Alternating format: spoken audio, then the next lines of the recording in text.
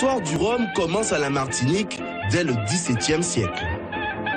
Si la canne est essentiellement destinée à la fabrication du sucre, certaines usines disposent d'alambics pour distiller la mélasse et obtenir du tafia ou huile d'île. C'est le cas de l'habitation La Montagne à Saint-Pierre, située sur le site de l'actuelle distillerie de Paz et qui a entre autres appartenu au gouverneur du parquet. C'est ce que nous confirme l'historien Léo Elisabeth. La Montagne serait la plus ancienne, puisque c'est là qu'on a commencé à faire du sucre à Saint-Pierre. Donc il y avait certainement un alambic. Au départ, au XVIIe siècle, jusque partiellement au XIXe siècle, on utilise les alambics.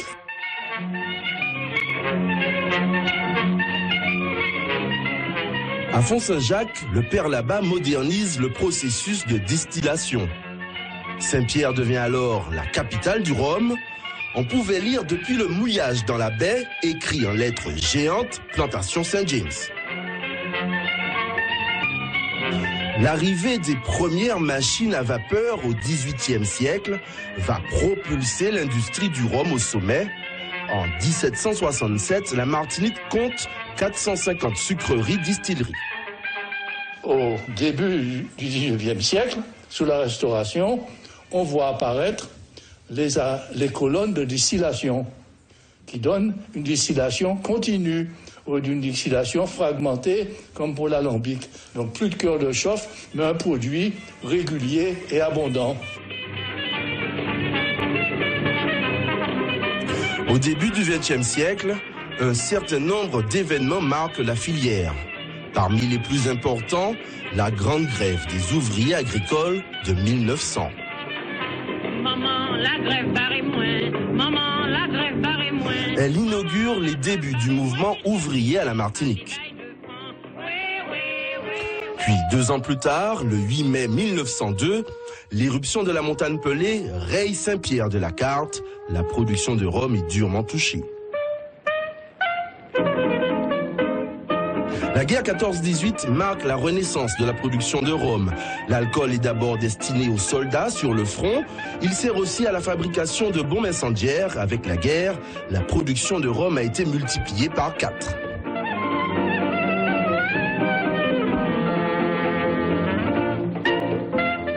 Le déclin de la filière débute dans les années 60. Le contexte international est difficile. Malgré les efforts de modernisation, certaines usines ferment. C'est le début de la désindustrialisation. Les Martiniquais quittent les campagnes pour la ville.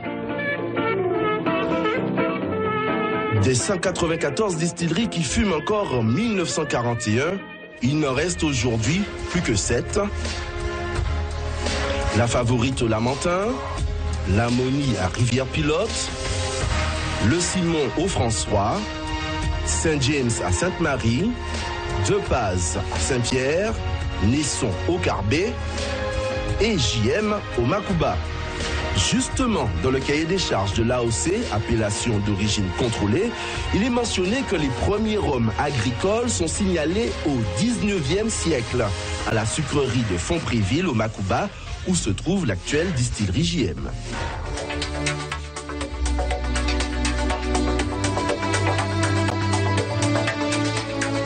La campagne de récolte de la canne est ouverte de janvier à août. La canne coupée arrive dans la distillerie, elle est broyée, puis le jus récupéré est mis en fermentation. Nous, on a créé notre propre levure de boulangerie. Cette levure, on l'ajoute au jus. En milieu sucré, elle va gonfler. Une fois qu'elle va gonfler, à ce moment-là, on va la verser au jus de canne. Et la fermentation, c'est un principe tout simple. Dès le lendemain, il y a un dégagement de gaz carbonique qui va se produire. La levure va commencer à consommer le sucre et va produire de l'alcool. Vient ensuite l'étape de distillation. Le rhum à la sortie des colonnes de distillation est à 70 degrés, l'esprit rhum. Il faut alors abaisser le degré et c'est là qu'intervient le maître de chai. Ce rhum à haut degré, on va apporter de l'eau déminéralisée pour abaisser le degré jusqu'au degré de commercialisation. On va stocker la fabrication dans des fours de 200 000 litres. Une fois que le foudre est rempli, on va devoir attendre 6 semaines avant de présenter ce rhum à l'AOC. Et on va devoir attendre encore 2 semaines de plus avant la mise en bouteille et la mise en marché pour la vente.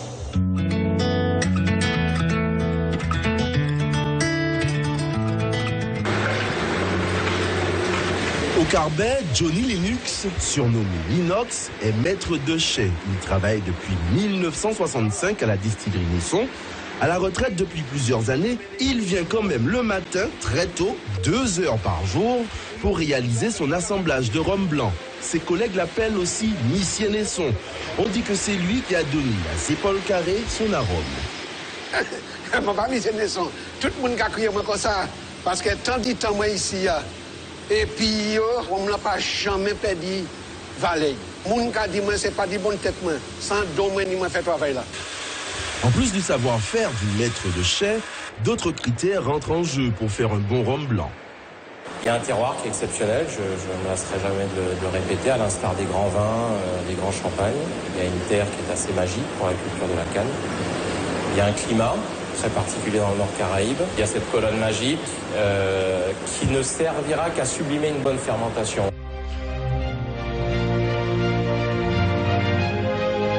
Avant sa mise en bouteille, un rhum doit passer l'épreuve du feu, la dégustation pour l'obtention de l'AOC.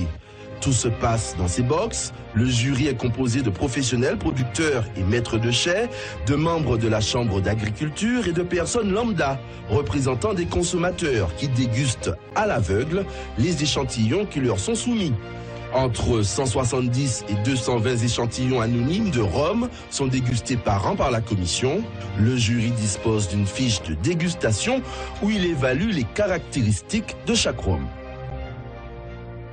Rhum blanc, c'est la canne mûre ou la canne fraîche, c'est les agrumes confites ou les agrumes fraîches selon l'année, et puis selon la distillerie, selon le terroir. Un rhum vieux, c'est très marqué déjà par le bois, plus les épices qui en fonction de l'âge évoluent, donc vanille, cannelle, muscade dans l'ordre, puis éventuellement du fruité.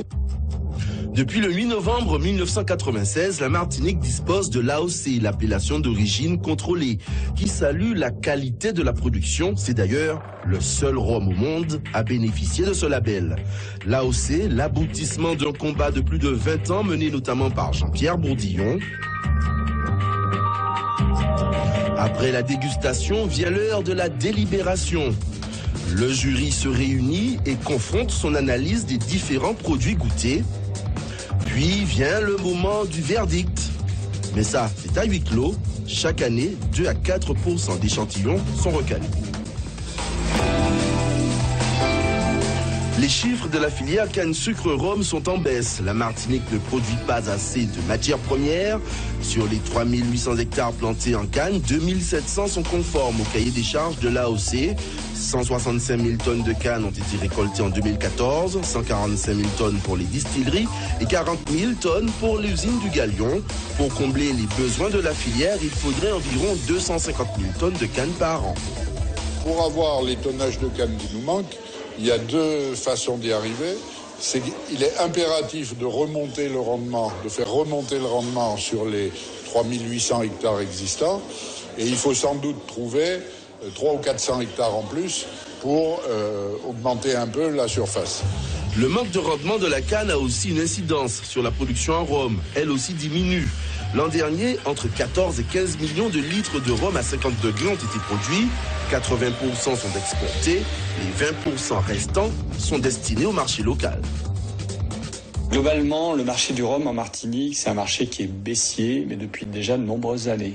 Alors, c'est pas un marché qui s'effondre, mais il perd régulièrement 1, 2, 3% par an en volume. Donc au bout de 10 ans, ça fait quand même des volumes conséquents. Donc ça, c'est la première tendance de fond. La deuxième tendance de fond, c'est que effectivement, il y a une désaffection des consommateurs pour les degrés élevés.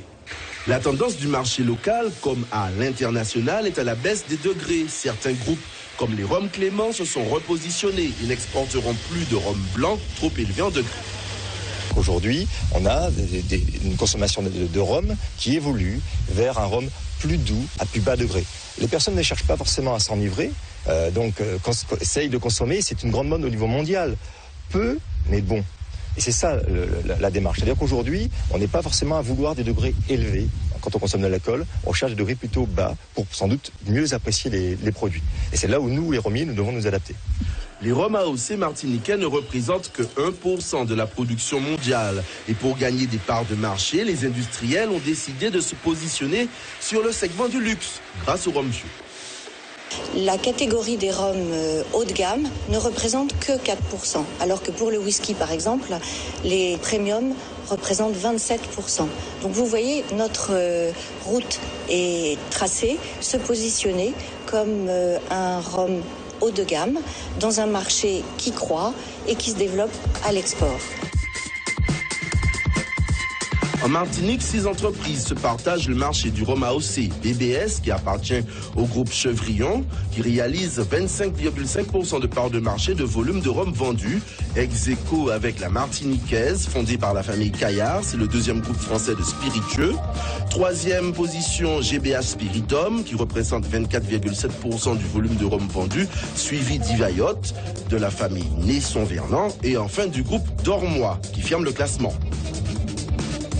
En rhum blanc, les marques les plus vendues en Martinique sont Duquesne, l'Europe JM et en troisième position, Naisson. Et pour les vieux, la première position est tenue par les rhums Clément, Saint James en deuxième position et HSE en troisième. Lors du salon de l'agriculture en février dernier, les rhums AOC martiniquais ont obtenu une vingtaine de médailles.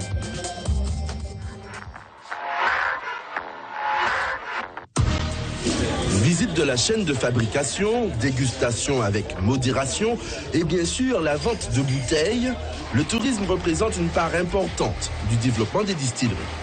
Quand l'activité touristique est forte en Martinique, en général, je pense que toutes les distilleries font de bons chiffres d'affaires en Martinique.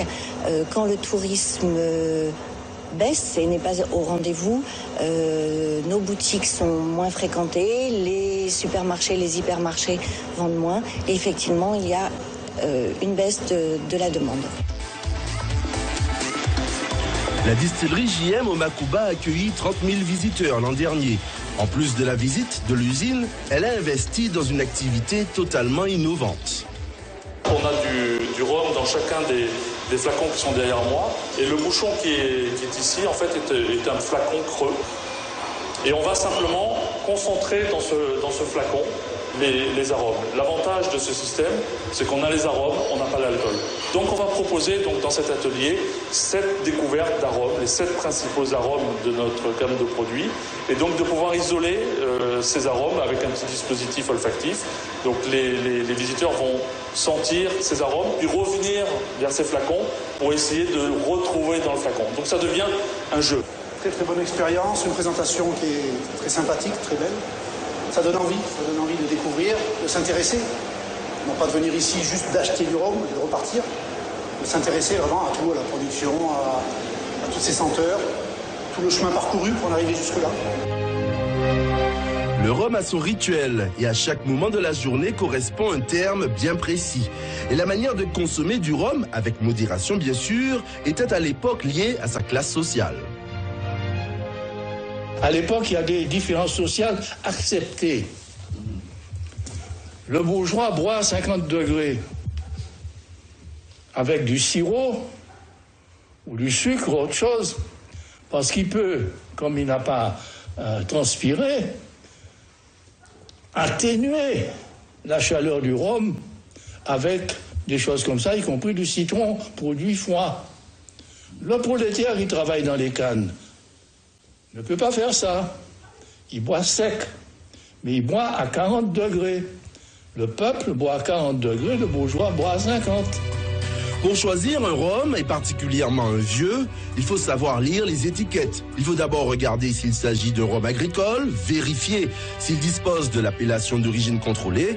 Contrairement au rhum blanc, il faut aussi tenir compte des mentions pour les rhums vieux, VO pour les rhums vieux d'au moins 3 ans, VSOP pour les vieux d'au moins 4 ans et XO pour les vieux d'au moins 6 ans.